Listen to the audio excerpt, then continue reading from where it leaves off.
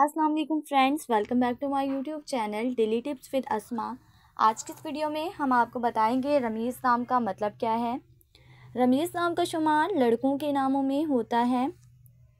रमीज़ एक इस्लामी नाम है। रमीज़ नाम की इब्तदाई तारीख अरबी ज़ुबान से निकलती है। रमीज़ नाम के अफराद के लिए खुशकिस्मत नंबर 6 माना जाता है। माहिरीन के मुताबिक रमीज़ नाम के लड़के बहुत मासूम होते हैं। रमीज़ नाम का मतलब है निशान और अलामत। रमीज़ नाम के लड़कों के लिए खुशकिस्मत दिनों में एतवार और मंगल का दिन शामिल है। रमीज़ नाम के अफराद के लिए मुवाफिक रंगों में सुर्ख, हल्का सब्ज़ और रंगनुमा रंग शामिल है। रमीज़ नाम के अफराद के लिए खुशकिस्मती वाली धातों में हिंसों के हिसाब से तांबा शामिल है। फ्रेंड्स, अगर आप अपने नाम का मतलब जानना चाहते हैं तो कमेंट बॉक्स में अपना नाम लिखें।